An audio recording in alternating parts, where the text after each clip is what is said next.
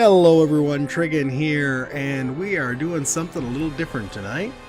This is Paragon Chat, which I guess you would say, if you're not familiar with it, it's a chat service created by and for fans of the now long gone game City of Heroes, which was launched in 2004 and closed on November 30th, 2012, which is exactly 4 years ago today. It was, I guess, midnight 4 years ago, and it's just about 9 o'clock now. So we're closing in on the precise minute of the the 4th year since its closing. But except for the Paragon Chat background screen, this is pretty much what you would have seen logging into City of Heroes. There would be account links and a password location, things like that. There's nothing like that on here. The password is on the chat program side of it. Local account does nothing but access anything you have saved, which is nothing in my case. So now this is the game as it was when it closed down. Actually, this is I'm running what was the test server setup before the game closed, so it's got a few things that never actually made it into the final game. But you'd log in here and you would select one of these empty character slots and you'd go to the character creation screen. Now, when I started, it was quite a bit different than this, but here's more organized into, well, it's a bit more, you know, follow me path through on your character creation. It was a little more freeform when I started. But you'd have a chance of playing City of Heroes or City of Heroes Going Rogue. Going Rogue was a bit different setup. You started off in sort of an alternate universe city, but that only lasted for, I think, the first 15 levels or so. And then you would have a choice of either becoming a villain or a hero and going to the regular game area. Let's see, I guess I'm just going to start with the magic background here. And then you got your 6 main character types. These are not actual, but I guess you would say classes, but in the game they are called archetypes. These are not them. These just divide them up into 6 categories here. Damage taker, your damage dealer, your melee damage dealer, your range damage dealer, crowd control, support, and pets, which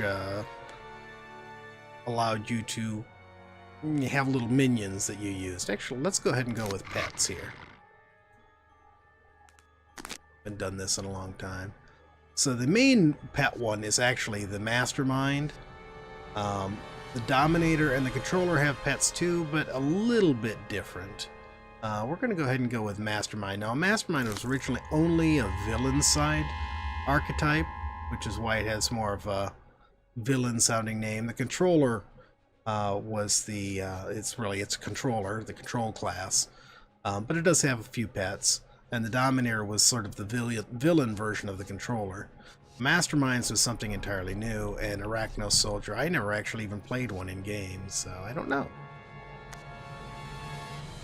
So you can choose what kind of, actually let me back up here. You choose your archetype. Now these are the actual classes. Now there isn't 4 of each type in there. Like I said, this is a controller class, this is a controller class, so some of them, you know, appear in more than one category. It's basically to try to give you an idea of what's your play style, what do you want to play. See, if we go to crowd control, we'll see these here too. So, but we're going to go back and we're going to do pets. We'll do mastermind. Now those are your actual character classes. Now you get primary powers and secondary powers, and you get access to more and more powers as you level up. And here you can choose the actual power set that you get to use. You can have animals, demons, mercenaries, undead, ninjas. Yeah, you can actually summon ninjas to fight for you. Robots, which is actually sort of fun. I remember the robots. Now the powers don't actually work in games, so I won't be able to show you any of these. and then thugs, which was really fun. Let's just go with robots because they were cute. Then in your primary power set, you'd get to choose from one of two of the starting powers. And in this case, I get a choice between having my own rifle where I can shoot things or being able to summon a couple of battle drones. Take that one. It won't do anything, as I said, since the game itself doesn't work. We're just using this as a chat program. But what the service lets you do is it lets you use your old City of Heroes client to chat with, you know, anybody who wants to log on and use the service. But it gives a 3D. You get to get back into the world of City of Heroes. And we'll just take Force Field. You can see all the ones that are in here. I'm not going to bother trying to explain all of them. You can see there's a lot of different power types or power sets. This game has so many ridiculous options. It was just amazing. Then you could be a male, female, or a giant. Let's go with male. And then there were the costume sets. And there were like sets, or you could have it do a random costume for you. And you could, oh, that was cool. I like that little brain in a jar. Wait a minute, where was the brain in the jar? I want to see that. Not animal. Had special helmets. This'll average. Wait a minute. Okay. So you could go through them using the arrows, or you could click on it and open a whole thing here. I don't want that. Where was that? I want to know where that jar was. The jar was so cool. Is this it? Think Tank? Yeah, that's it. Wait a minute. Okay, and then there were sets where you could choose a particular costume set. And of course, once you chose that, you could always... Well, I didn't want that one. I wanted the one above it. There we go. You could always customize them to suit your particular interest. But you could create anything. You could create like fantasy characters and bikers and kung fu masters. Wait a minute, wait a minute. Let's do the kung fu master with this head. I like it. But there were just so many options, and you could customize. I think it was two colors, yeah, for each piece. And you could unify them across the entire costume, or do each particular piece individually. Then you could save your costume for later on if you wanted to. And then you could actually customize the colors of your powers. This is something they added later on, except I don't think we get any customization on that power set. See, now we got... Well, I guess, yeah, you do get to see the powers if you want to, because I can show them to you here. Can we actually summon the robots? Let's look at the rifle first. Here's the rifle. Battle drones. Do they show up? Oh, yeah, they do. Sort of out of screen. I need to rotate this so you can see them.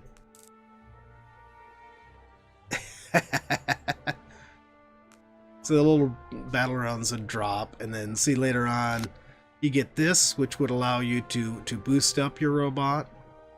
And then you can shoot grenades. Then you had a second type of bot. I think there were 3 types for each Mastermind set. There were 3 different types of robots. Man, this makes me miss this game, I gotta tell you.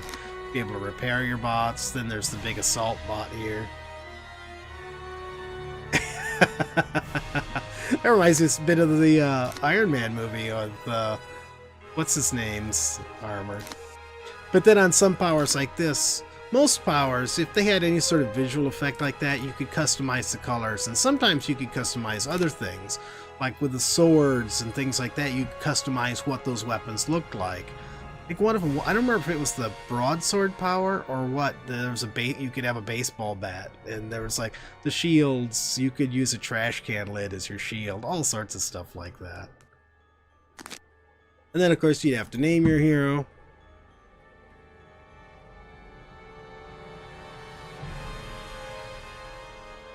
There we go. Magic Mastermind. Yeah, that didn't really doesn't fit too well. I guess I should have been Necromancy, shouldn't I? Okay, and then you'd have a chance to go in and play the tutorial. Now, I didn't like the newer tutorial too much. I mean, I worked real hard on it, and they should be really proud of the work they did. I just like the old one better, so we're not going to go in there. And we're going to choose to be a hero because I want to see the city. Okay. Normally you'd go into the tutorial, although you could skip it if you had already played through and didn't want to do any of the stuff in the tutorial. And then after the tutorial, you'd go here into Atlas Park. Now, before, I don't remember which update it was, but at one point, early, for most of the years of the game, you could choose to start off in Atlas Park or in Galaxy City. Most people started off in Atlas Park. And this would be what it'd be like. You'd come into the world right here. Now there's an event going on today because of this being the 4th anniversary of the game's closing. So there's probably a lot of people in here wandering around. Now this is one of the archetypal heroes that you would come to get training, and you would talk to her. And where's my brain? My brain is gone. I just have an empty jar with no brain. That's not good. Oh. Now people are just going to call me brainless. But yeah. Oh, man, this is so slow. Where's the... Fortunately, they have some of the powers working. You can use the travel powers so you can actually move around. Oh, yeah, check this out. It's all the people here celebrating the game that they loved so much. This was how the game closed, with everyone standing here on the steps and holding torches. Really tried really hard to convince the publisher to keep the game open. And many attempts were made to purchase the IP so that the game could continue, but all fell through.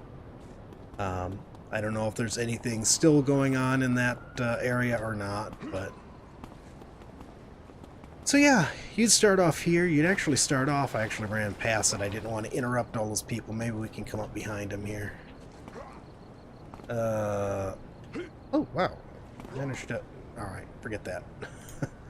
So this is one of the other travel powers. Now what you saw here, actually I should say, this is just sprint. Everybody gets sprint, so you can run decent speed. Then there is super speed.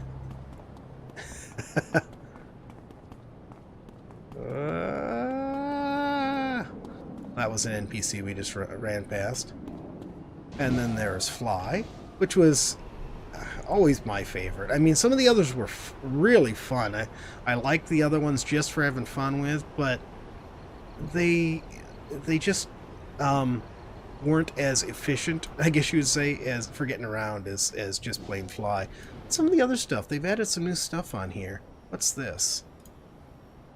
Stuff that wasn't working. Oh, this is they added this later on. This is like a Ninja Run. In fact, I think that might be what it was called, was Ninja Run. It was pretty cool. And this is probably Super Jump. Yeah, this is just the Super Jump, which... as you can see, you can jump pretty darn high.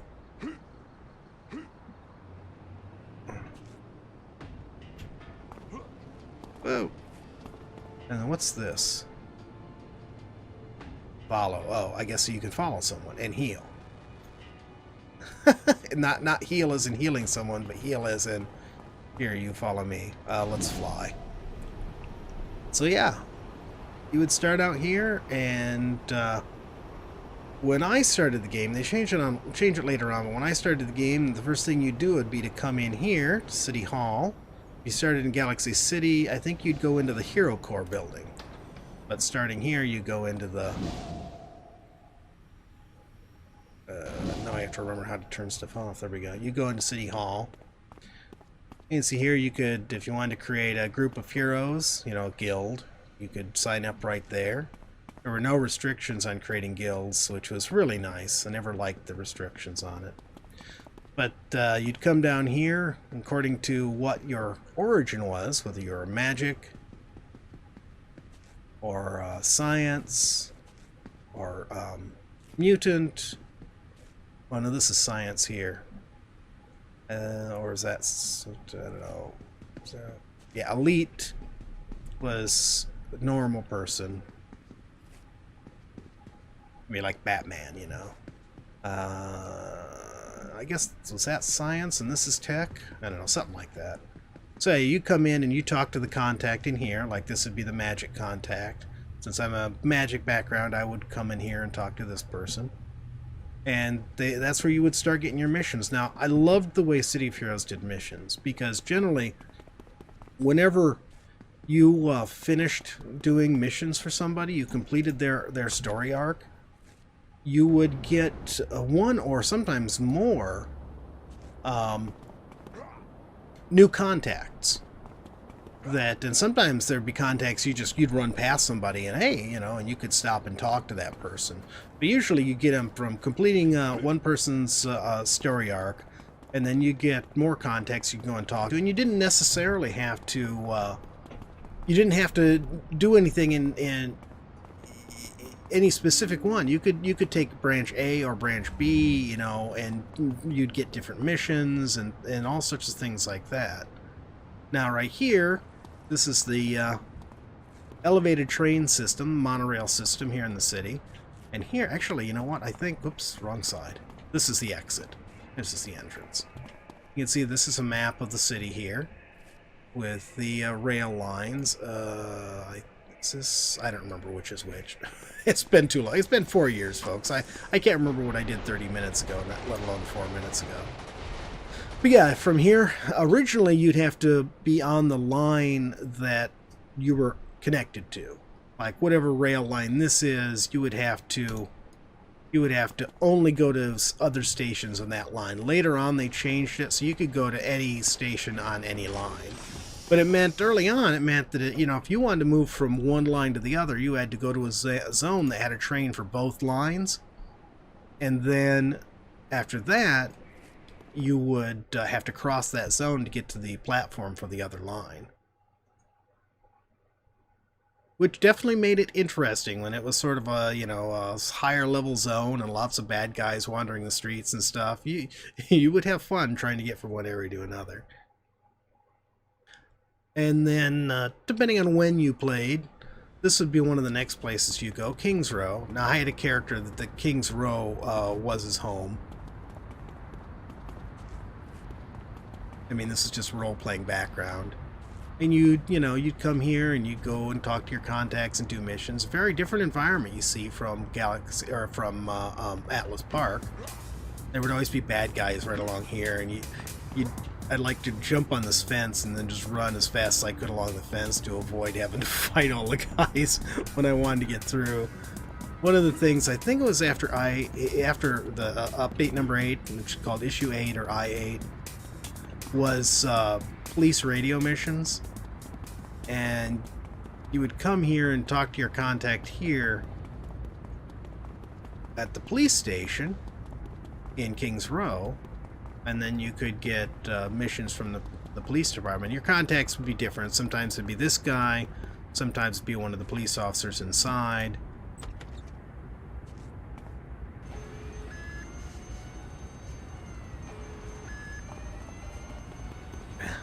There's sirens going off. Oh no! Sometimes it'd be somebody like this guy here at the desk or something like that. And then once then you could access your radio and you could pick up radio missions. Now when I started, everybody went to, oh goodness, what's the zone called now? We'll have to go back over there. They started in a different zone. I can't remember the name of it right now, but I'll show you in a minute. Then after you'd done so many radio missions for the police, you'd get called in on a bank heist.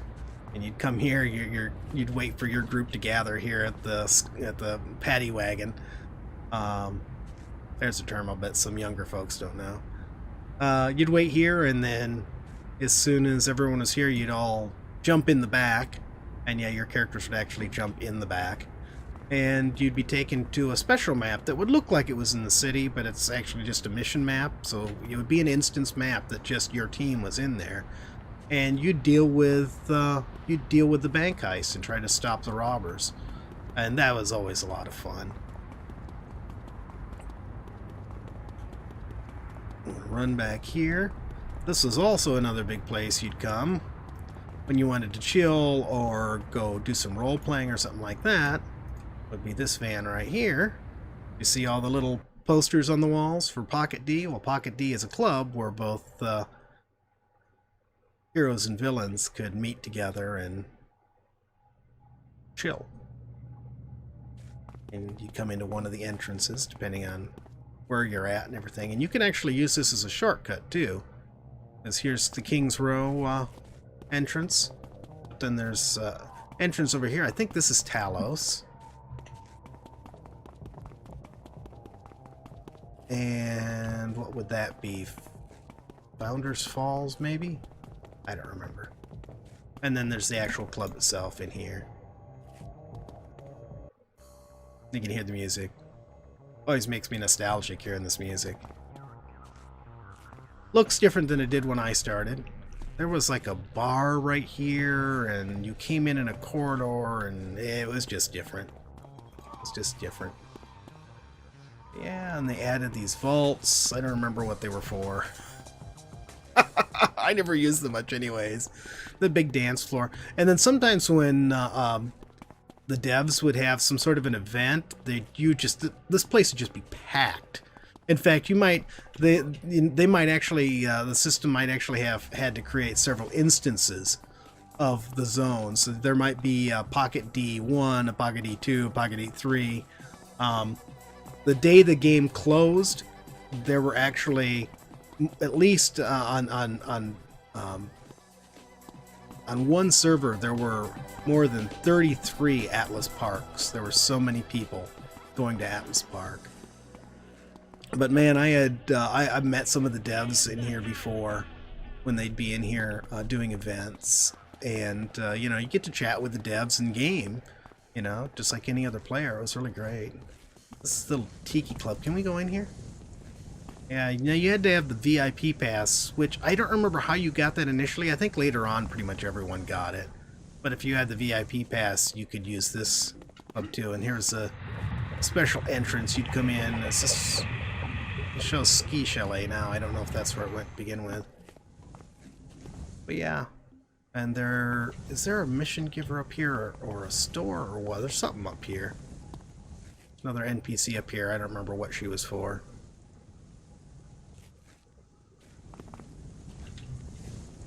Despite the low resolution graphics, they really added some great costume pieces later on in the game. I mean, it's not that the game had bad costume pieces to begin with, but some of the stuff they added was really cool. Now, this is the red side's the villain side, blue side's the hero side, obviously. But you see, like, the Christmas trees up there, there's actually, during Christmas time, there would be access to the ski chalet, which you can actually see out the window here. And you could actually go skiing down the slopes, and it was great fun. There were missions you could do for the Christmas events and all sorts of stuff like that.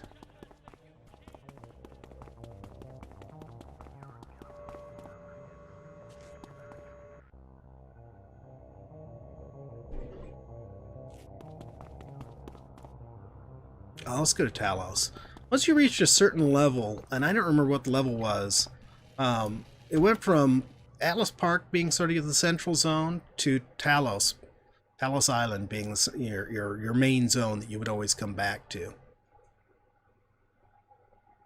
this will give you another example of how unique the different sections of the city were. Now, some of this looks the same, but I mean, so each district of the city had its own flavor. I mean, even though you're using a lot of the same, you know, structural elements, and, you know, you see a lot of the same sort of buildings and everything over and over again, it's still, let's fly. I'm tired of running along there.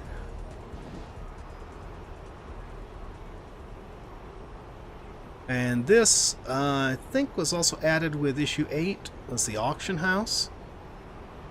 And they added a whole lot of, they added like invention, where you could make your own enhancements for your powers. That's one thing I hadn't talked about, is you could, once you had your powers, you could get enhancements. They'd often drop when you were fighting bad guys. There's nothing I loved about City of Heroes, was that everybody got their own loot drops, and they just automatically went into your inventory. There was none of this, you know, having to loot corpses or yeah, any of that sort of thing. There was just none of that. Let's see. I'm trying to remember here. I know they have a button on here for run. I thought one of these buttons... let's see if I can type it in. There we go. No, this wasn't in the original game. That's just a command in the chat program that allows you to jump for different places. Oh, Breakout. Breakout was the villain. Here, actually, I'll show you. This is the villain tutorial. And the original villain tutorial, before they unified them into one. I loved the original villain. Like I said, I liked the original tutorials a lot better. But yeah, you'd start off, you're a villain. You're breaking out of prison. You know, and the villains have taken over the prison. You know, and you'd come along here and be doing missions for different people. You know, get your little bit of tutorial out of the way, start learning how to do stuff. Oh, you see where somebody broke in through the sewers. Main villain group is Arachnos. This is an Arachnos soldier right here. And that, I guess, is who's staging this outbreak. And then you exit through the sewer here.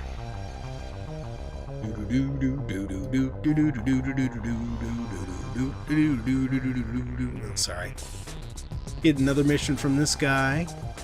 And all these, of course, this is all the tutorial here, so you'd be learning how to play the game. You have to run through here. There are all sorts of inmates here who want to, fight with anybody. So you're making your way through the inmates, learning how to use the controls, how to fight. Then I think you came back here, and you had to get through you go through one of these doors into another instanced mission. Now here, this is not instance. Anybody who was starting the tutorial, you'd all be in the zone. So there'd be other players, and if you started with some friends, you'd all be in here. Unless for some reason it was really busy and it created multiple instances. Then when you finished up, you'd come and talk to this guy. And then you'd... wonder if this works. Nope. Then you'd board his little Arachnos, weird alien-looking ship. And you'd go to... you'd go to the starting zone in the Rogue Isles, which is the villain side. Character looks more like a villain anyways. Now, I never liked the villain side very much. I always thought it was just too depressing. It's just like they went way too far to make it seem villainish, and this is not where you would zone in. This is definitely not where you would normally zone in. This is inside the city here. I don't remember what it's called. Inside the central part of the city. Oh, there's the big boss guy. Arachnos, or whatever his name was. That's the organization. It's not the guy. I don't remember the guy's name.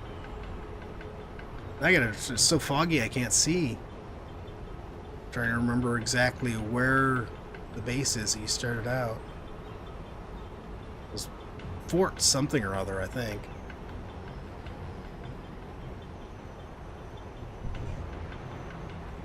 If you come down here, everything's trashed. I thought this is unnecessarily depressing. I mean, why does this place look like a complete trash dump?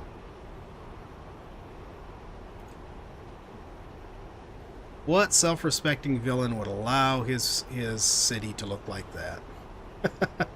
Actually, in a way, Pretoria, to me, seemed a lot more villainous in that regard, because it was neat and clean and perfect. And, you got the impression that if you, spit your chewing gum out into the grass, you'd get arrested. Let's see. Have I reached the starting area? No, I haven't. Where is it? I thought it was flying towards it, but maybe not. Boats. And there were... Oh, man, there's just so much on here I could show you.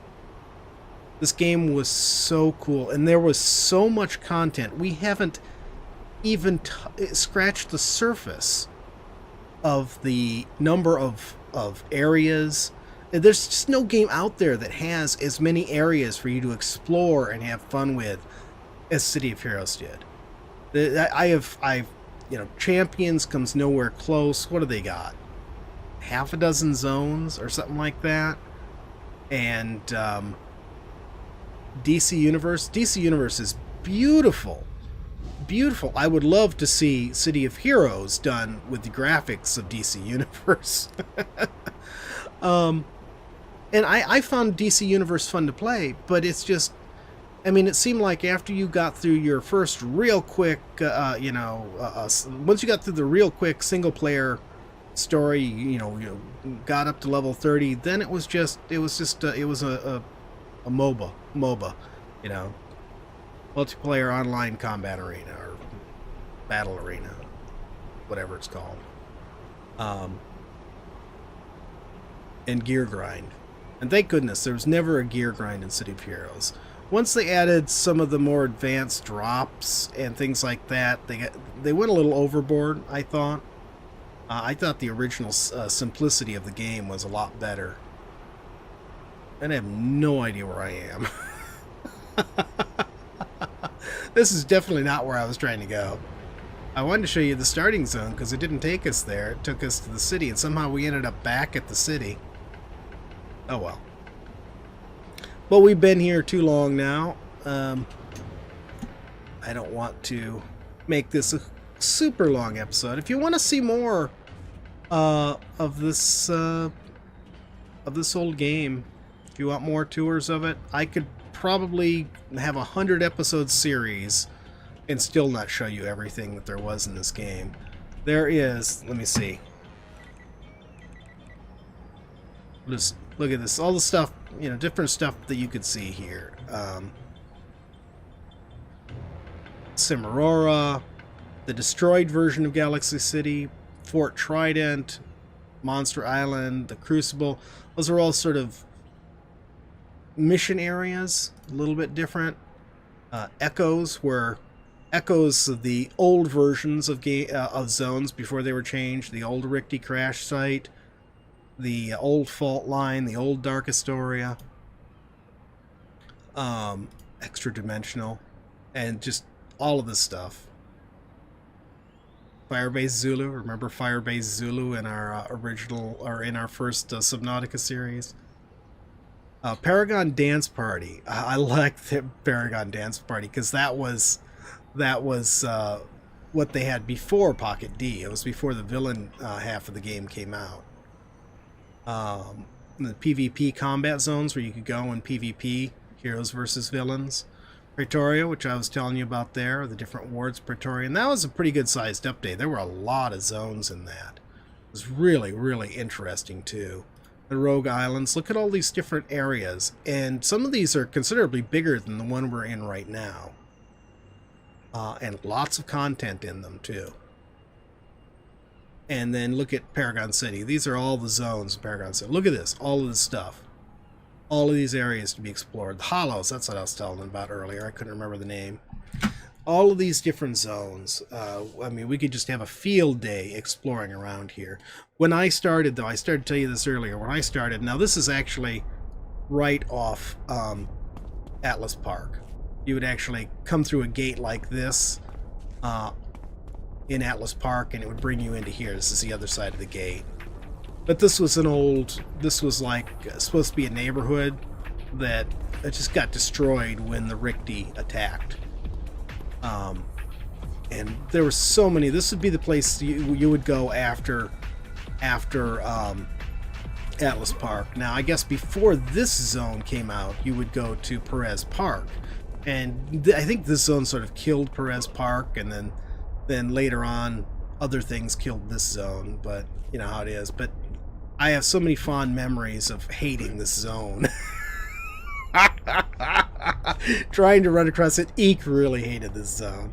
Trying to get across this zone, and there would be like these big, you'd be running down these streets, and you'd come like around this corner here, and there'd be a pack of like 30 gang members here that you would have to either slip past the gang or die. Because they caught you, there was just too many of them. There was just no way for you to escape. And certainly no way for you to fight them off. Because you were low level when you got here. You didn't even, at that point in the game, you didn't even have travel powers yet. So you couldn't even fly or anything like that. You had to run it. You had to run it just like this. And you'd be like, okay, oh my goodness, they're right there. It's a bunch of trolls. The trolls are a gang that were sort of addicted to a drug, sort of like whatever that the one Batman villain who they have the drug. I can't remember what it's called now, but you know, where it would make them give them like superpowers. That's the same thing that this drug did, except it also changed their appearance and made them look troll-like. And a lot of missions would be, you know, up here somewhere, so you'd be, oh, there's another gang of them. Okay, now I'm around that gang, you know. Oh, there's a gang right there. Okay, cut across here. And this is a mission door I used to go to many times. Right there. And then everybody'd be huddled around here. Then you get the one person who would decide to get the teleport powers and would have the teleport friend power. Okay, I'm in the zone, and they'd activate their teleport friend power and teleport you straight to the mission. That was when things got great, because then you didn't have to run across the zone anymore. Alright, so as I said, if you want me to do a little bit more nostalgia, let me know. I might do one every once in a while just for the fun of it. And if you liked the video, please tickle that thumbs up button. Let me know that you liked it, really. I especially want to know on this one because this game meant a lot to me. That's why I mention it so often. And of course, if you're seeing this and this is the first time you've seen something on my channel, or if you just have seen stuff and not subscribed yet, please subscribe as well. I'd really appreciate it. Thanks for all your support, and we will see you in the next video.